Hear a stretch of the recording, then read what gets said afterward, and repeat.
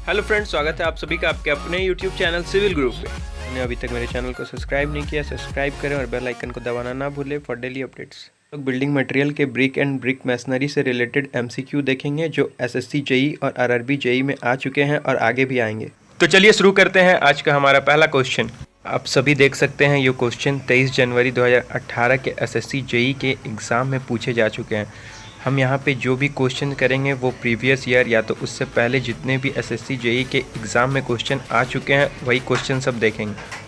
तो चलिए देखते हैं। Which one of the following brick is suitable for high class brick masonry? The first option is bullnose brick, B jumbo brick, C modular brick, D overburn brick. तो यहाँ पे चलिए हम ये सारे टर्म को देख लेते हैं। बलनौस ब्रिक क्या होता है कि उसके एक क्या उसके साइड्स राउंड ऑफ होते हैं। के बाद जो है झम ब्रिक जो कि बहुत ज़्यादा बर्न हो जाती है जिसको हम नहीं यूज़ कर सकते हैं। उसके बाद है जो मॉड्यूलर ब्रिक जो हम लोग basically standard size of brick को बोलते हैं, जो 19x9 सेंटीमीटर का ब्रिक होता है, यही जो हम बेसिकली यूज़ करते हैं। बाद है डी अंडर बर्न ब्रिक जो कि अच्छे से बर्न नहीं हो पाती, इस ब्रिक को भी हम यूज़ नहीं कर सकते हैं। तो यहाँ जो ऑप्शन हो जाएगा वो होगा ऑप्शन सी मॉड्यूलर ब्रिक। तो चलिए अब हम नेक्स्ट क्वेश्चन देखते हैं। ये देखिए ये क्वेश्चन 25 जनवरी 2018 के एसएससी जेई के मॉर्निंग सेशन में पूछा गया है। In which of the following process pug mill is used? Option A burning of brick, option B drawing of brick, option C moulding of clay, option D preparation of clay. तो pug मिल basically हम लोग tampering के लिए use करते हैं और tempering एक preparation of clay का पार्ट है। तो यहाँ पे जो ऑप्शन होगा वो होगा option D preparation of clay. तो चलिए अब हम नेक्स्ट क्वेश्चन देखते हैं। King closer are related to? Option A doors and window, option B king post truss, option C queen post truss, option D brick masonry.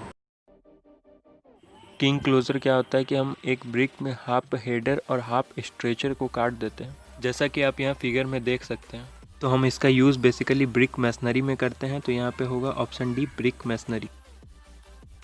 तो चलिए अब हम नेक्स्ट क्वेश्चन देखते हैं। Which of the following is burnt in the Hoffman kiln during the process of manufacturing? Option A bitumen, option B brick, option C clinker, option D varnishes. Hoffman kiln basically एक भट्टी है जिसमें हम लोग brick को burn करते हैं। तो यहाँ पे जो सही आंसर होगा वो होगा ऑप्शन बी ब्रिक। तो चलिए अब मैं आपको बर्निंग ऑफ ब्रिक के आप टाइप्स कह लीजिए या हम ब्रिक को किस में बर्न करते हैं वो हम देख लेते हैं।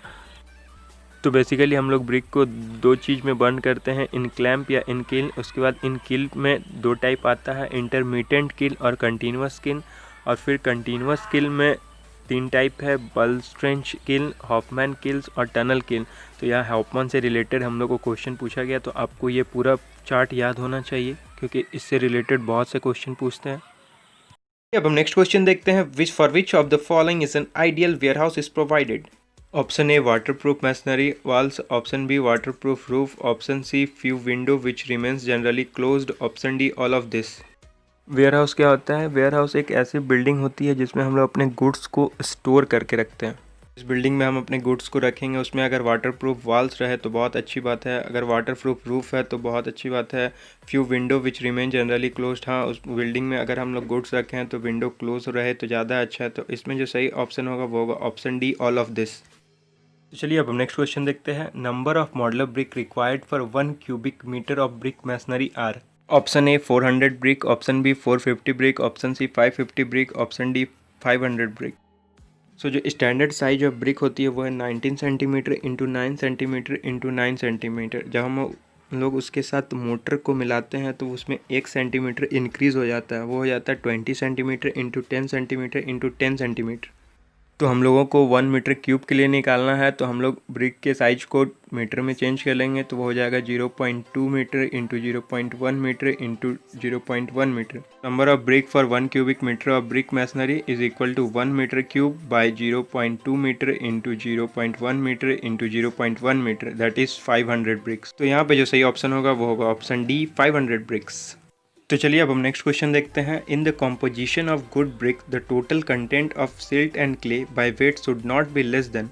Option A 20%, option B 30%, option C 50%, option D 75%। तो जो सिल्ट और क्ले होता है ना वो सिलिका को कंटेन करता है, तो और सिलिका का हम जानते हैं कि गुड ब्रिक अर्थ में उसका परसेंटेज 50 से 60% तक होना चाहिए। तो यहाँ पे जो सही ऑप्शन होगा वो होगा सी 50%। तो चलिए अब हम नेक्स्ट क्वेश्चन देखते हैं। A brick masonry could fail due to option A, rupture along a vertical joint in poorly bonded walls, option B, shearing along a horizontal plane, option C, crushing due to overloading, option D, any of this। अगर आपका वाल poorly bonded है तो उसमें rupture आ सकती है, shearing along a horizontal plane ये भी हो सकती है, अगर ओवरलोडिंग रहा तो जिसकी वजह से क्रशिंग भी हो सकता है हमारा वाल। तो यहाँ पे जो होगा option D, any of this. तो चलिए अब हम नेक्स्ट क्वेश्चन देखते हैं। Which of the following statement is correct? Option A, excess of alumina in the clay makes the brick brittle and weak, option B, excess of alumina in the clay makes the brick crack and warp on drying, option C, excess of alumina in the clay leaves high power deposit on the brick, option D, excess of alumina in the clay improves impermeability and durability of the brick। तो हमें बताना है कि ये चारों में से कौन सा स्टेटमेंट सही है। तो एलुमिना बेसिकली 20 से 30% होता है, अगर हम उससे ज़्यादा मिला देते हैं तो जिसकी वजह से ब्रिक्स में क्रैक्स आने लगती है और ब्रिक मुड़ने लगता है। तो यहाँ पे होगा option B, excess of alumina in the clay makes the brick crack and warp on drying. I hope आपको ये सारे क्वेश्चंस क्लियर हो गए। अगर वीडियो अच्छा लगा तो लाइक करें, सब्सक्राइब करें, कमेंट करें।